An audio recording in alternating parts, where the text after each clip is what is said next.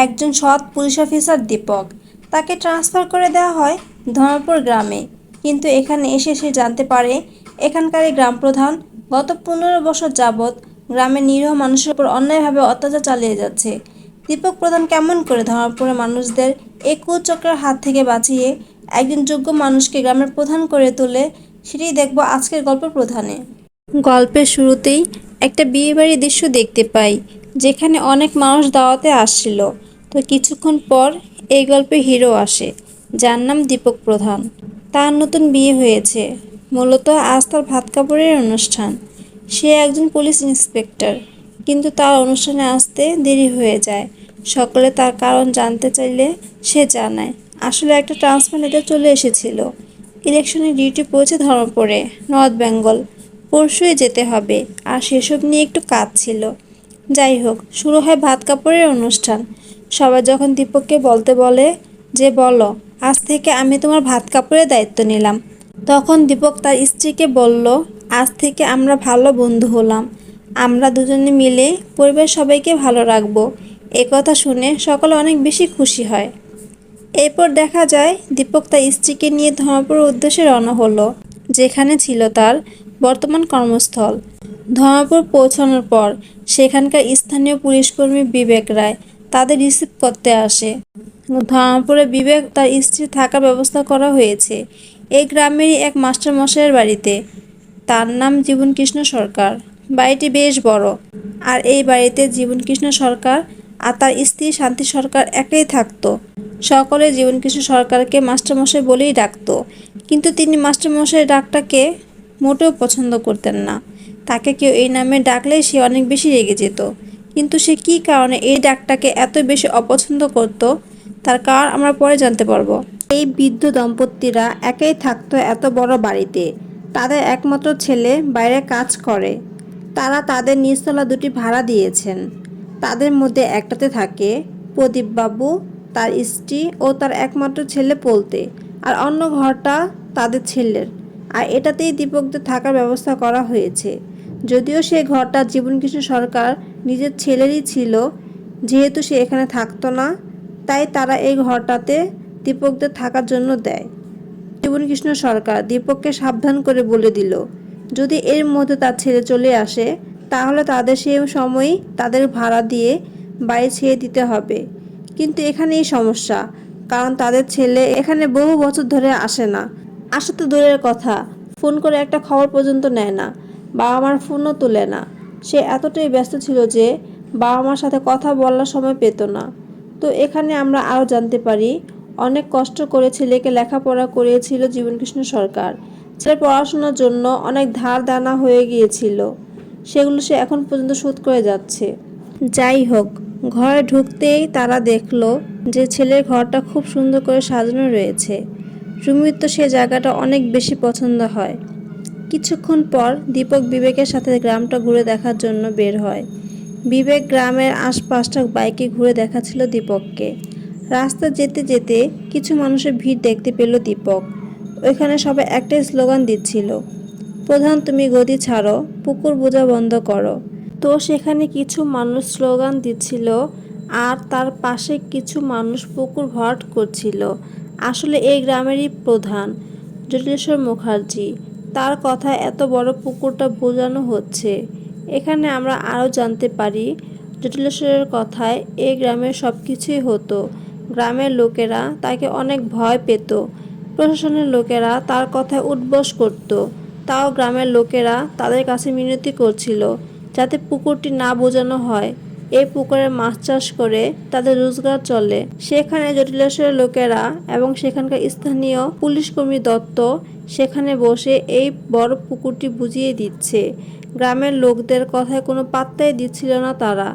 এত গ্যাঞ্জাম দেখে দীপক ওই দিকে যেতে চায়। প্রথমে তো বিবেক সেখানে যেতে বাধাই দিচ্ছিল, কিন্তু দীপক কোনো কথাই শোনে না। সে সোজা সেখানে চলে যায়। দীপক সেখানে গিয়ে কি হয়েছে জানতে চাইলে প্রথমে তো তারা খুব ভাব দেখায়, কেননা তারা জটিলেশ্বরের লোক। তখন বিবেক পিছন থেকে ইশারা করে বলে, দীপক এখানকার থানার নতুন বড়বাবু। এখানে আমরা আরও জানতে পারি বিবেকও জটিলেশ্বর দলেরই লোক। গ্রামবাসীরা তখন বলল, এই পুকুর বুঝিয়ে দিয়ে ওরা এখানে হোটেল বানাবে স্যার। এই দেখুন, পার্টি অফিস এরই মধ্যে বানিয়ে ফেলেছে। আমরা থানায় গিয়েছিলাম, কিন্তু কোনো কাজ হয়নি। বিবেক স্যারও তো সেখানেই ছিল, সেও সব জানে স্যার। দীপকের কাছে গ্রামবাসী বিচার দিচ্ছিল দেখে প্রধানের এক লোক চেঁচিয়ে উঠল। দীপক তাকে ঠাটিয়ে একটা চড় মেরে দিল। আর এটা দেখে সবাই তো পুরোই শকড। যেখানে জটিলেশ্বর লোকদের দাপটে কেউ চোখ তুলে কথা বলতে পারে না, আর সেখানে সোজা গায়ে হাত তুলে দিল। আর এই সব কিছু দেখে পুলিশ অফিসার দত্তও চুপ হয়ে যায়। দীপক দত্তকে বলে পুকুর বোঝানো বন্ধ করতে, আর গ্রামবাসীদের বলে তাদের কোনো ভয় নেই, তাদের সাথে থানা আছে, আর কোনো সমস্যা হলে আমাকে জানাবেন। দীপক এই থানার বড়বাবু, তাই দত্তকে ইচ্ছা না থাকলেও কাজ বন্ধ করতে হয়। কিন্তু জটিলেশ্বরের লোকজনেরা অনেক ক্ষেপে যায়, বলে কাজটা ভালো করলেন না, কাজ তো পঞ্চায়েত প্রধানের নির্দেশেই হচ্ছিল। দীপক বলল, তোদের দাদাকে গিয়ে বল গ্রামের নতুন প্রধান এসেছে, দীপক প্রধান। তারপর দেখা যায় দীপক সেখানকার মেশিন বন্ধ করে দেয়, আর সে খুব ভাব নিয়ে সেখান থেকে চলে যায়। পরের দৃশ্যে আমরা জটিলেশ্বরকে দেখি, তার দলের লোকেরা তার কাছে গিয়ে দীপকের ব্যাপারে জানায়। আর এই সব কিছু শুনে সে বলে, বাবা, এক গ্রামে দুই প্রধান, তাহলে তো দেখতেই হয় সে কত বড় অফিসার। অন্যদিকে রাতের বেলায় কয়েকজন প্রতিবেশী দীপকের সাথে দেখা করতে তার বাড়িতে আসে। তারা একটি আর্জি নিয়ে এসেছে। সেটা হলো তাদের একটা ক্লাব আছে, আর সেখানে সদস্য সংখ্যা মাত্র 4 জন।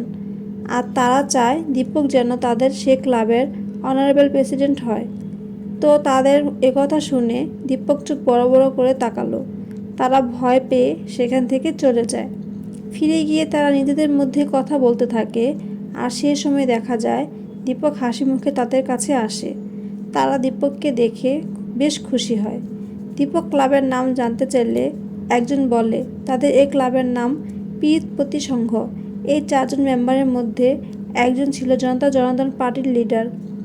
প্রদীপবাবু বললেন, এখানে যে পঞ্চায়েত প্রধান আছে জটিলেশ্বর বাবু, তার দৌলতে তো এখানে নমিনেশন জমা দেওয়াই যায় না, কারণ তার দাপটে গত 15 বছর ধরে কোনো নির্বাচন হয়নি, তাই কোনো প্রার্থীও নমিনেশন পায় না। আরেকজন বলল, আপনার বাড়িওয়ালা কেমন? দীপক বলে, এমনিতে ভালোই, কিন্তু একটু খিটখিটে। এ কথা শুনে সে বলল, আসলে মানুষটা এরকম ছিলেন না। উনি ছিলেন এখানকার হাই স্কুলের প্রধান শিক্ষক, এখানকার পঞ্চায়েত প্রধান জটিলেশ্বর মুখার্জি। সে তখন ছিল সামান্য একজন পঞ্চায়েত সদস্য। একদিন স্কুলে জটিলেশ্বর বাবুর ভাগ্নেকে মাস্টারমশাই কয়েকটা বেতের বাড়ি দেয়। পরের দিনেই জটিলেশ্বর বাবু তার দলবল নিয়ে হাই স্কুলে হাজির হয়। মাস্টারমশাইকে বলে, আপনি হেডমাস্টার হতে পারেন, কিন্তু গায়ে হাত তোলার অধিকার কে দিয়েছে? মাস্টারমশাই বলে, ছাত্ররা অন্যায় করলে শাসন করব না, দরকার পড়লে আমি আবার শাসন করব। আর স্কুলটা নেতাগিরির জায়গা না, বেরিয়ে যান এখান থেকে। একথা শুনে জটিলেশ্বর বাবু বেশ ক্ষেপে যায়। তারপর জটিলেশ্বর তার দলবল নিয়ে মাস্টারমশাইয়ের বাড়িতে জড়াও হয়। মাস্টারমশাইয়ের গায়ে হাতও তুলে। মাস্টারমশাই কমপ্লেন করলেন পুলিশের কাছে, তাই জটিলেশ্বরকে পুলিশ ধরে নিয়ে গেল। আর সেই বছরই জটিলেশ্বর পঞ্চায়েত প্রধান ভোটে দাঁড়িয়েছিল, কিন্তু মাস্টারমশাইয়ের সাথে এমন ঘটনার জন্য কেউই তাকে আর ভোট দেয়নি। তাই সে অনেক ভোটের ব্যবধানে সেবার হেরে যায়। সে অনেক বেশি ক্ষেপে যায়, আর সে বলে এর বদলা সে মাস্টারমশাইয়ের থেকে নিয়েই ছাড়বে। এই কিছুদিন পরের ঘটনা, স্কুল ফান্ড থেকে অনেক টাকা চুরির অপবাদ দিয়ে মাস্টারমশাইকে স্কুল থেকে অপমান করে বের করে দেওয়া হয়। আর এজন্যই তিনি মাস্টারমশাই সম্বোধনটাকে অনেক বেশি ঘৃণা করেন। আর এরপর থেকেই সে আর কখনোই কোনো ছাত্রকে পড়াননি। এরপর দীপক যায় এসপি অনুরাধা সেনের সাথে দেখা করতে। তিনি বলেন, এখানে আপনাকে কেন ট্রান্সফার করে নিয়ে আসা হয়েছে আপনি নিশ্চয়ই জানেন। কিছুদিনের মধ্যে এই গ্রামে পঞ্চায়েত ইলেকশন হবে, যা বিগত 15 বছরে এই ধর্মপুর গ্রামে অনুষ্ঠিত হয়নি। কেননা অপোজিশন টিম এখানে কখনো নমিনেশন জমা দেয় না, কারণ জটিলেশ্বরের লোকেরা নমিনেশন জমা দিতেই দেয় না। তাই এই বছরের নমিনেশন যাতে সুষ্ঠুভাবে সম্পন্ন হয় তার দায়িত্ব দীপককে দেওয়া হয়। থানায় ফিরে এসে দীপক লক্ষ্য করল যে থানায় ন্যাশনাল ফ্ল্যাগ লাগানো নেই। বিবেককে জিজ্ঞাসা করলো। বিবেক জানায় ন্যাশনাল ফ্ল্যাগ লাগানো হয় ওই 15 আগস্টের দিনই, তারপরের দিনই খুলে আবার রেখে দেওয়া হয়। এই কথা শুনে দীপক বিবেককে তখন আদেশ দেয় ন্যাশনাল ফ্ল্যাগ টানানোর জন্য। পতাকা উত্তোলন করার পর দেখা যায় সকলে তাদের পতাকাকে সম্মান জানায়। অন্যদিকে আমরা দেখি জনতা জনার্দন পার্টির লোকেরা গ্রামের স্কুলের মিড ডে মিল চুরির বিষয়টা নিয়ে আন্দোলন করছিল। জনতা জনার্দন পার্টির লিডার স্কুলের হেডমাস্টারের উদ্দেশ্যে বলে, সরকার তো সবই দেয়, কোথায় দেয় 80টা ছাত্রের জন্য 40টা ডিম, বাকি ডিম কোথায় যায়? ঠিক এমন সময় দীপক সেখানে যায়। জনতা জনার্দন পার্টির লোকেরা সব কিছু খুলে বলে দীপককে। আর এই সব কিছু শোনার পর দীপক সোজা চলে যায় স্কুলের খাবার রান্না করার জায়গায়। সেখানে গিয়ে দেখে জায়গাটা খুব নোংরা, আনহাইজেনিক পরিবেশে বাচ্চাদের জন্য রান্না করা হচ্ছে। এমনকি তারা বাচ্চাদের জন্য যে চাল ব্যবহার করছে সেগুলো অনেক বেশি খারাপ। চালের ভেতরে অনেক পোকামাকড় রয়েছে আর সেগুলো সহই রান্না করা হচ্ছে। দীপক সেগুলো হাতে তুলে নিয়ে হেডমাস্টারকে এই ব্যাপারে প্রশ্ন করতে থাকে। ঠিক তখনই বিবেক 2 হাতে ডিমের বাক্স নিয়ে রুম থেকে বেরিয়ে আসে, যেগুলো তারা আগে থেকে সরিয়ে রেখেছিল বিক্রি করার উদ্দেশ্যে। আর এই সব কিছু দেখে দীপক খুব রেগে যায় আর হেডমাস্টারকে বলে, সরকারের পক্ষ থেকে প্রত্যেক মাসে চাল ডাল ডিম এগুলো কিনতে এতগুলো টাকা পাঠানো হয়, আর আপনারা এগুলো বাচ্চাদের না দিয়ে বাজার বিক্রি করছেন। এরপর দীপক ইন্সপেক্টর দত্তকে বলে সে যেন এখনই এই হেডমাস্টারের বিরুদ্ধে কমপ্লেন ফাইল করে, তারপর তাকে সাসপেন্ড করার ব্যবস্থা সে নিজে করবে। হেডমাস্টার এ কথা শুনে ভয় পেয়ে যায়। সে দীপকের পা ধরে বলতে থাকে, স্যার এটা আমি একা করিনি। দীপক বলে, আর কে আছে তোমার সাথে? জবাবে হেডমাস্টার জানায় তাদের গ্রামের প্রধান জটিলেশ্বর মুখার্জি। এর মধ্যে দেখা যায় জটিলেশ্বর তার দলবল নিয়ে সেখানে চলে আসে। এসে বলে, এসব কি হচ্ছে আমার স্কুলে? দীপক তখন বলে, এটা আপনার স্কুল নয়, এটা সরকারি স্কুল, সরকারের অনুদানে এই স্কুল চলে। তখন জটিলেশ্বরের ভাগ্নে বলতে থাকে, তার মামার নাম জটিলেশ্বর মুখার্জি, নাম জটিল হলেও সে ঈশ্বর, আরে তাই এই গ্রামের সব কিছুই তার। তখন দীপক বলে, আমি ঈশ্বরে বিশ্বাসী নই, ঈশ্বরের সেবায় বিশ্বাসী, আর নাম মুখে নয় বুকে থাকে। তখন জটিলেশ্বর দীপককে বলে, তার নাম তো দীপক প্রধান, অর্থাৎ সে পদবীতে প্রধান, আর জটিলেশ্বর পদে প্রধান। তারপর জটিলেশ্বর দীপককে তার বাড়িতে নিমন্ত্রণ করে বলতে থাকে আগামীকাল তার বিবাহ বার্ষিকী, দীপক যেন অবশ্যই তার বাড়িতে আসে। তারপর দিন দেখা যায় দীপক সত্যি তার বাড়িতে নিমন্ত্রণ রক্ষা করতে যায়। জটিলেশ্বর মনে করে তাহলে হয়তো বড়বাবু তার দলেই চলে এসেছে, এটা ভেবে সে অনেক বেশি খুশি হয়। কিছুক্ষণ পর দেখা যায় জটিলেশ্বর সব পুলিশ অফিসারদের একটা করে মিষ্টি প্যাকেট দেয়। জটিলেশ্বর নিজেই মিষ্টি প্যাকেটটি খুলে দেখায় দীপককে। দীপক দেখে তাতে প্রচুর টাকা রয়েছে, আর তাতেই বোঝা যায় জটিলেশ্বর সব পুলিশদের এভাবেই কিনে নেয়। দীপক বলে, কয়জন পুলিশ অফিসারকে দেখেছেন আপনি? এই 2 জন পুলিশ অফিসারকে দেখে আপনি পুরো ডিপার্টমেন্টকে বিচার করছেন? সবাই বিক্রি হয় না। দীপক আরও বলে যে ডেমোক্রেসিতে 4টি পিলার রয়েছে, তার মধ্যে একটি আপনি মানি নেতা, আরেকজন আমি মানি পুলিশ।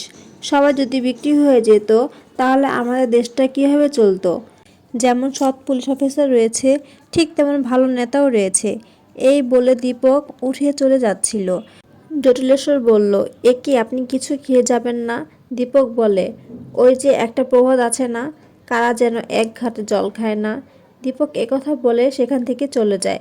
দীপক চলে যেতেই জটিলেশ্বর তার ভাগ্নেকে বলল, আমাকে কোনটা বলল রে ভাগ্নে? ভাগ্নে বলে, মনে হয় গরুটা। একথা শুনে জটিলেশ্বর তার ভাগ্নেকে একটা থাপ্পড় দিল। তারপর দেখা যায় বিবেক তার মিষ্টি প্যাকেট ফিরিয়ে দিয়ে দীপকের পিছু পিছু চলে যায়, কারণ সেও এবার তার ভুল বুঝতে পেরেছে। অন্যদিকে দেখি মাস্টারমশাই যখন বাজার করতে যায় তখন দেখা যায় সেখানে জটিলেশ্বরের লোকেরা তাকে বিভিন্নভাবে বিরক্ত করতে থাকে। তারা মাস্টারমশাইকে ধাক্কা দিতেই যায়, তখনই দীপক সেখানে চলে আসে আর সে মাস্টারমশাইকে ধরে ফেলে। তখন বিবেকও সেখানে ছিল। তো দেখা যায় জটিলেশ্বরের লোকজনেরা মাস্টারমশাইকে নিয়ে বিভিন্ন উল্টাপাল্টা কথা বলতে থাকে।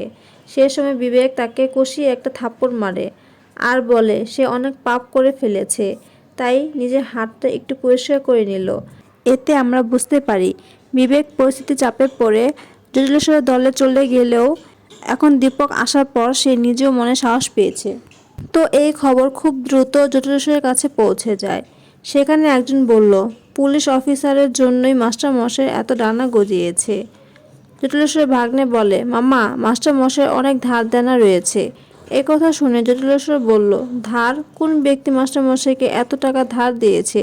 জটিলেশ্বরের ভাগ্নে জানায় গোবর্ধন বাবু। একথা শুনেই সে গোবর্ধন বাবুর সাথে দেখা করতে চলে যায়।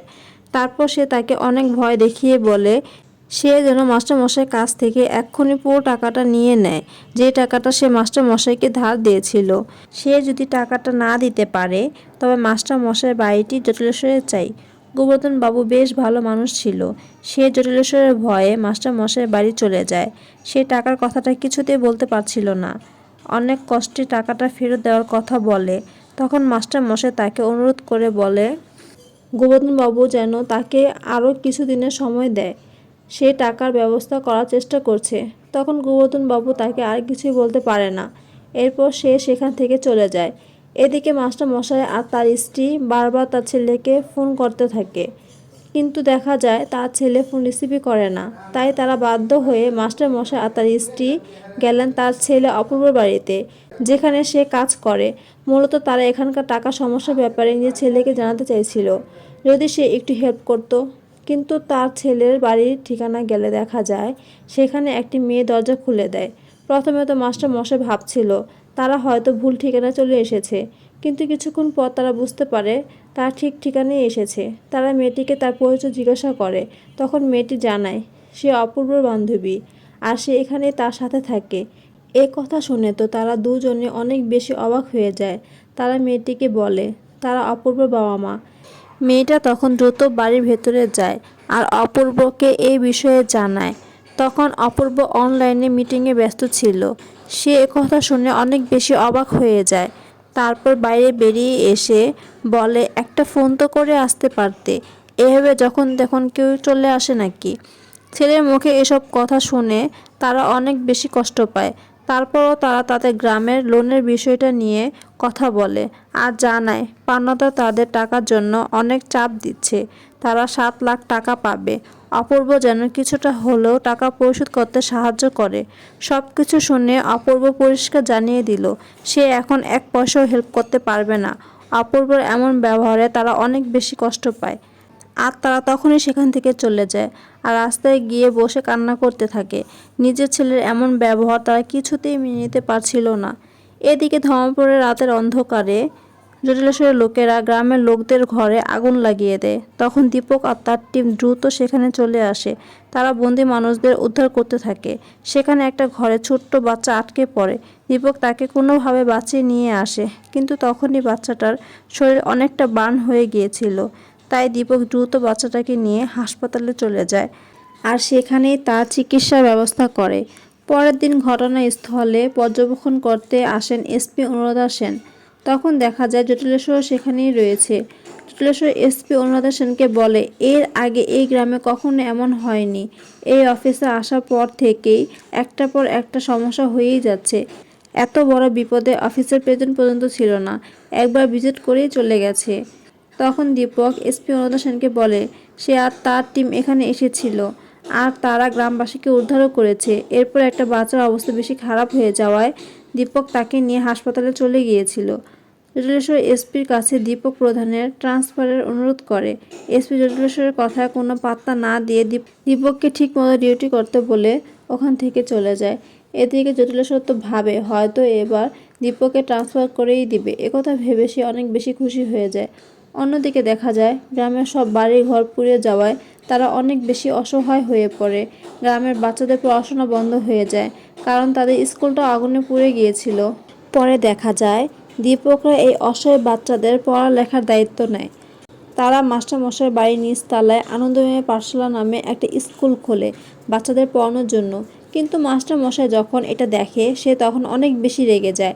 সে বলে আমার বাড়িতে আমার অনুমতি ছাড়া এসব তোমাদের কে করতে বলেছে? সে তার বাড়িতে এই পাঠশালা খুলতে দিবে না।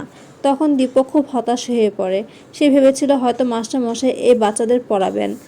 দীপক অনেক রিকোয়েস্ট করে বাচ্চাদের পড়ানোর জন্য, কিন্তু সে কিছুতে রাজি হচ্ছিল না। তখন দীপক তার স্ত্রী রুমিকে অনুরোধ করলো বাচ্চাদের পড়ানোর জন্য।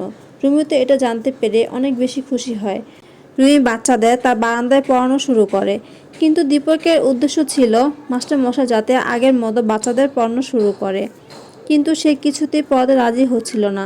তাই রুমি সব সময় মাস্টার মশাইকে শুনিয়ে শুনিয়ে বাচ্চাদের পড়াতো। মাস্টার মশাই আড়ালে বসে থাকে, বাচ্চাদের পড়ানো দেখতো। তারও ইচ্ছে করতো বাচ্চাদের পড়াতে, কিন্তু তবুও সে বাচ্চাদের পড়াতে এগিয়ে আসতো না। কেননা পড়াতে আসতে চাইলে তার সে চুরি অপবাদ দিয়ে স্কুল থেকে বের করে দেওয়ার ঘটনাটা মনে পড়ে যেত। দীপক তখন মাস্টারমশাইকে আবারও অনুরোধ করলো বাচ্চাদের পড়ানোর জন্য। সে তখন কিছু না বলে সেখান থেকে চলে যায়। মাস্টারমশাইয়ের একই জিদ, তিনি পড়াতে পারেন না। কি করা যায়? তো কিছুদিন পর দীপক আর রুমি প্ল্যান করলো। রুমি অসুস্থ হওয়ার বাহানা করে বিছানায় শুয়ে থাকে। তখন দীপক বাচ্চাদের বলে আজ তাদের দিদিমণির শরীর খারাপ, তাদের পড়াতে পারবে না। তখন মাস্টারমশাইকে দীপক বলে, রুমির তো আজ অনেক জ্বর, তাই বাচ্চাদের পড়াতে পারবে না। যদি আপনি বাচ্চাদের পড়াতেন। কিন্তু মাস্টারমশাই তো কিছুতেই রাজি হচ্ছিল না। তারপর যখন দেখে বাচ্চা রুমি সাহায্য ছাড়া ঠিকমতো পড়তে পারছে না, এটা দেখার পরেই মাস্টারমশাই বাধ্য হয়ে তাদের কাছে চলে যায় আর তাদের পড়াতে শুরু করে। এভাবে দীপকদের প্ল্যান সাকসেসফুল হয়ে যায়। এতে করে তারা অনেক বেশি খুশি হয়ে যায়। আর এরপর থেকে প্রতিদিনই মাস্টারমশাই বাচ্চাদের পড়াতো। হঠাৎ একদিন সকালবেলা জটিলেশ্বর দলের লোকেরা মাস্টারমশাইয়ের বাড়িতে এসে পাঠশালা ভাঙচুর শুরু করে। তারা বাচ্চাদের পাঠশালা থেকে বের করে দেয়। তখন দেখা যায় এখানে জটিলেশ্বর এসে মাস্টারমশাইকে অপমান করতে থাকে। সবার সামনে মাস্টারমশাইকে বিভিন্ন কটু কথা বলতে থাকে, তাকে অসম্মান করতে থাকে আর গোবর্ধন বাবুর টাকা এই মুহূর্তে ফেরত দিতে বলে, আর নয়তো তাদের তখনই বাড়ি ছেড়ে চলে যেতে বলে। জটিলেশ্বর তাকে আরও উল্টাপাল্টা কথা বলতে থাকে। এরপর মাস্টারমশাইকে আবারও চোর বলে সম্বোধন করে। একথা শুনে মাস্টারমশাই রেগে গিয়ে জটিলেশ্বরকে চড় মেরে দেয়। উল্টো সেও মারতে যাবে, ঠিক তখনই দীপক তার হাত ধরে ফেলে। জটিলেশ্বরের হাতটা ছাড়ানোর চেষ্টা করে ছাড়াতে পারছে না। দীপক তখন বলে, আমার হাত ঘুষ খায় না, তাই সহজে ছাড়ানো যায় না। মাস্টারমশাই আবারও পড়াবেন, ভয় দেখিয়ে আপনারা কিছুই করতে পারবেন না। জটিলেশ্বর বলে, কাজটা আপনি ভালো করলেন না। সে আরও বলে, আপনি আজ আছেন তো কাল থাকবেন না, আর আমি এখানকার প্রধান। তার কথা শুনে দীপক বলে, হ্যাঁ আপনি ঠিক বলেছেন, আমার ট্রান্সফার হয়ে যাবে, কিন্তু আপনি কি শিওর যে আপনি প্রধান থাকবেন? গত 15 বছর ধরে ভোট হতে দেননি, কিন্তু এবার ধর্মপুরে ভোট হবে। জটিলেশ্বর হেসে তার কথাটা উড়িয়ে দিল আর বলল, কে দাঁড়াবে আমার বিরুদ্ধে? দীপক তখন বলল, আমাদের মাস্টারমশাই। একথা শুনে জটিলেশ্বর চুপ হয়ে গেল। আর গ্রামের সবাই এই সিদ্ধান্তে খুব খুশি হয়ে যায়। তারাও চায় যে মাস্টারমশাই ভোটে দাঁড়াক। অন্যদিকে জটিলেশ্বর লোকজনেরা বলতে থাকে, এবার ভোটটা একটু কঠিন হবে মনে হচ্ছে। এরপর দেখা যায় জটিলেশ্বর অন্য প্ল্যান করতে থাকে মাস্টারমশাইকে ফাঁসানোর জন্য। সে গোপনে রাঁধুনিকে দিয়ে আনন্দময়ী পাঠশালাতে খাবারে বিষ মিশিয়ে দেয়, যাতে এর দায় মাস্টারমশাইয়ের উপরে চলে আসে আর সে ভোটে তার বিরুদ্ধে না দাঁড়াতে পারে। তাই সে এই কাজটি করে। তারপর দেখা যায় বাচ্চারা খাবার খেয়ে অসুস্থ হয়ে পড়ে। সকলকে হাসপাতালে ভর্তি করানো হয়। আর দীপক এই খবর জানতে পেরে দ্রুত হাসপাতালে চলে যায়। সেখানে মাস্টারমশাই উপস্থিত ছিল। মাস্টারমশাই বাচ্চাদের নিয়ে অনেক বেশি চিন্তা করছিল। তখন দীপক কী হয়েছে জানতে চাইলে মাস্টারমশাই জানায়, ডাক্তার বলল ফুড পয়জন হয়েছে। দীপক বলল, ব্যাপারটা এত সহজ মনে হচ্ছে না। দুপুরে খাবার কে রান্না করেছিল? তাকে ফোন করো। রাঁধুনিকে ফোন করে তারা দেখে রাঁধুনির ফোনটা তো বন্ধ। ওই দিকে জটিলেশ্বরের লোকজনেরা গ্রামবাসীদের নিয়ে মাস্টারমশাইয়ের বাড়ির সামনে আন্দোলন শুরু করে। সেখানে গিয়ে তারা মাস্টারমশাইয়ের বিরুদ্ধে স্লোগান দিতে থাকে। তারা বাচ্চাদের এই অবস্থার জন্য মাস্টারমশাইকে দায়ী করতে থাকে। প্রদীপবাবু কোনো রকম করে মাস্টারমশাইকে বাড়ির ভেতর নিয়ে আসে। অন্যদিকে দেখা যায় জটিলেশ্বর এসপি অনুদা সেনের সাথে দেখা করতে যায়। সে গিয়ে বলে, আপনারা এখনও হাত গুটিয়ে বসে থাকবেন? আপনার এখনই উচিত মাস্টারমশাইকে অ্যারেস্ট করার। বাচ্চাদের খাবারে বিষ মেশানো। মাস্টারমশাইয়ের জন্য বাচ্চারা হাসপাতালে ভর্তি রয়েছে। তারপর দেখা যায় পুলিশ ইন্সপেক্টর দত্ত এসে মাস্টারমশাইকে অ্যারেস্ট করে নিয়ে যায়। মাস্টারমশাই তো এই সমস্ত ঘটনায় অনেক বেশি ভেঙে পড়ে। এইদিকে দেখা যায় দীপক আর বিবেক সেই রাঁধুনির ঠিকানা খুঁজে বের করে সেখানে চলে যায়। আর রাঁধুনি তো পুলিশ দেখে দৌড়ে পালাতে থাকে। বিবেক তাকে ধরে গা দিয়ে পুলিশ স্টেশনে নিয়ে চলে আসে। আর এখানে আসার পর রাঁধুনি ভয়ে সব কথা বলে দেয়। আর সে জানায় গ্রামের প্রধান জটিলেশ্বরের কথায় সে এই কাজটি করেছে। তার মেয়ের বিয়ের জন্য 50,000 টাকা দিয়েছিল সে। আর সব কিছু বিবেক তার মোবাইলে ভিডিও করে নেয়।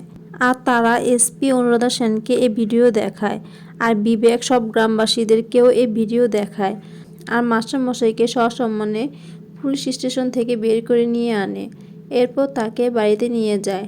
সকলে তখন মাস্টারমশাইয়ের কাছে ক্ষমা চায়। অন্যদিকে পঞ্চায়েত ভোটের জন্য প্রচারণা শুরু হয়ে যায়। জটিলেশ্বর মিডিয়ার সামনে গরিবের বাড়িতে গিয়ে গিয়ে তাদের সাথে পান্তা ভাত খাওয়ার অভিনয় করত। এরপর যখন মিডিয়ার সবাই চলে যায় তখন সে নিজের সামনে থেকে পান্তা সরিয়ে ফেলে মাটন বিরিয়ানি খাওয়া শুরু করে দিত। জটিলেশ্বর বলতে থাকে, একবার মাস্টারমশাইয়ের জন্য হেরেছি, আর হারতে চাই না। তাদের এমন কিছু করতে হবে যাতে তাদের অপোজিশন পার্টি নমিনেশন জমা দিতে না পারে। পরের দৃশ্যে আমরা দেখতে পাই জটিলেশ্বর নিজের দলবলকে নিয়ে নমিনেশন জমা দিতে যাচ্ছিল। সেখানে তার দলের লোকেরা তার বানানো ছবির মুখোশ পরে আসে তাকে সাপোর্ট করার জন্য। রাস্তায় জটিলেশ্বরের দলবল দাঁড়িয়ে থাকে যাতে মাস্টারমশাই নমিনেশন জমা দিতে না আসতে পারে। এরপর তারা দীপকের পেছনে দলবল লাগিয়ে দেয় যাতে কোনোভাবে মাস্টারমশাই নমিনেশন জমা দিতে না পারে। এরপর সে পার্টি অফিসে এসে তার নিজের নমিনেশন জমা দিয়ে যায়। তার কিছুক্ষণ পরেই জটিলেশ্বরের মুখোশ পরা 4 জন ব্যক্তি সেখানে চলে আসে। অফিসার তাদের দেখে বলে, তাদের দলের প্রধান তো কিছুক্ষণ আগে নমিনেশন জমা দিয়ে চলে গেছে, তাহলে তারা এখানে কেন এসেছে? তারপর তারা তাদের মুখোশ খুলে ফেলে। আমরা দেখতে পাই এটা তো মাস্টারমশাই আত্মার সঙ্গীরা। তারা নমিনেশন জমা দিতে ছদ্মবেশে এখানে এসেছে যাতে করে জটিলেশ্বরের লোকেরা তাদের কোনো বাধা দিতে না পারে।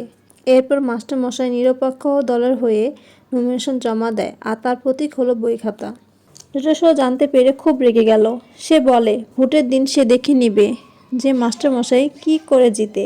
এরপর চলে আসে সে ভোটের দিন। অনেক পুলিশের পাহারায় শুরু হয় ভোট গ্রহণ। সাধারণ মানুষরা সকাল থেকে ভিড় করতে থাকে ভোট দেওয়ার জন্য। সেখানে মিডিয়াও উপস্থিত ছিল। মাস্টারমশাইয়ের পক্ষ থেকে ছিল প্রদীপবাবু, আর জটিলেশ্বরের পক্ষ থেকে তার দলের একজন পোলিং এজেন্ট হিসেবে কাজ করে। দীপক এখানে এসে সব কিছু ঠিকঠাক আছে কিনা তা দেখে যায়। এখানে সব ঠিকঠাকই চলছিল। এমনকি মাস্টারমশাইয়ের ছেলে অপূর্ব নিজের বাবাকে সাপোর্ট করতে গ্রামে চলে আসে। মাস্টারমশাই ও জটিলেশ্বর তারা নিজেরাও আসে তাদের ভোট দেওয়ার জন্য। এত মানুষকে ভোট দিতে আসতে দেখে জটিলেশ্বর ভয় পেয়ে গেল। ভোট দেওয়ার পর সে তার লোকেদের বলে একটু হইলোড়ের ব্যবস্থা করতে। এরপরে জটিলেশ্বর লোকেরা গ্রামের মধ্যে বোমাবাজি শুরু করে। এই খবর পাওয়ার পরে দীপক বিবেক সেখানে চলে যায়, কিন্তু তারা দুজন সেখানে থেকে চলে যাওয়ার পরই ভোট কেন্দ্র ফাঁকা হতে শুরু করে।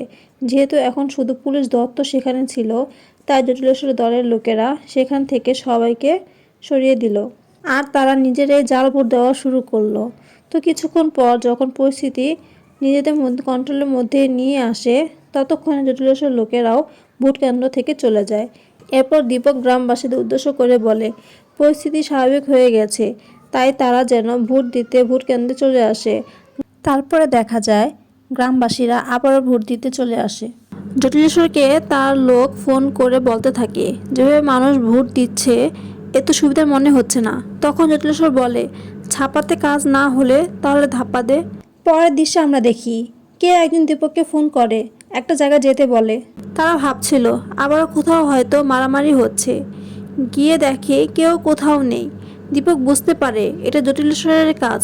সে ইচ্ছা করে তাদেরকে সেখান থেকে সরিয়ে দিয়েছে। এর মধ্যেই কিছু লোক তাদের উপর হামলা করে বসে, তাদের উপর ইট ছুঁড়ে মারতে থাকে। এর মধ্যে কেউ একজন তাদের উদ্দেশ্য গুলি করে। বিবেকের বুকে গুলি লেগে যায় আর বিবেক সেখানেই দীপকের হাতের উপর মারা যায়। দীপক এতে অনেক কান্না করে ভেঙে পড়ে। এর মধ্যে সন্ধ্যা হয়ে যাওয়ায় ভোট গ্রহণও শেষ হয়ে যায় আর বিবেককে তার বাড়িতে নিয়ে যাওয়া হয়। বিবেকের মৃত্যুতে তার পরিবার, সব গ্রামবাসী সকলে অনেক কান্না করতে থাকে। বিবেকের বোন আর ভাগ্নে অনেক বেশি কান্না করতে থাকে। এরপর দিন ভোট গণনার সময় আসে। অনেক নিরাপত্তার মধ্য দিয়ে শুরু হয় পঞ্চায়েত কেন্দ্রের ভোট গণনা। ভেতরে ভোট গণনা শুরু করলে জটিলেশ্বরের লোকেরা ভোট চুরি করতে শুরু করলো। 2 দলের লোক ছিল ভিতরে, কিন্তু তারা ভোট গণনা করছিল। তাদের মধ্যে একজন ছিল জটিলেশ্বরের দলের লোক, অন্যজন ছিল ভোট কেন্দ্রের সদস্য। যখন তারা লক্ষ্য করে মাস্টারমশাইয়ের ভোট অনেক বেশি হয়ে যাচ্ছে তখন জটিলেশ্বর দলের সেই লোক সকলের আড়ালে মাস্টারমশাইয়ের পক্ষের ভোটগুলো নিচে ফেলতে শুরু করে। এভাবে যখন দেখে ভোট চুরি করেও যখন মাস্টারমশাইকে বিট করতে পারছিল না, জটিলেশ্বরের ইশারায় তখন ভোট গণনায় আরও জালিয়াতি করতে থাকে। এতে করে 6 ভোটে জটিলেশ্বর জিতে যায়। তার দলের লোকেরা তো উল্লাস মেতে ওঠে, তারা অনেক নাচানাচি করতে থাকে। আর মাস্টারমশাই মাথা নিচু করে ভোট কেন্দ্র থেকে বেরিয়ে আসে। আর ভোট কেন্দ্রের ভেতর প্রদীপবাবুর সাথে জটিলেশ্বর দলের লোকেরা খুব খারাপ ব্যবহার করতে থাকে। যখন দীপক প্রদীপবাবুকে নিচ থেকে উঠাতে যায়, আর তখন সে দেখতে পায় টেবিলের নিচে অনেকগুলো ভোটের কাগজ পড়ে আছে। সে সেগুলো উঠিয়ে ভোট গণনাকারীকে দেখিয়ে বলে আবারও ভোট গণনা করতে। আর দীপক নিচে দাঁড়িয়ে থেকে ভোট গণনা শুরু করে। আর দেখা যায় মাস্টারমশাই 1 ভোটে জটিলেশ্বর থেকে জিতে যায়। অবশেষে এতদিন পরে মাস্টারমশাই জিতে যায়। গ্রামের সকলে অনেক বেশি খুশি হয়, তারা সবাই আনন্দে মেতে ওঠে। জটিলেশ্বর তখন মুখ কালো করে ভোট কেন্দ্র থেকে বেরিয়ে আসে।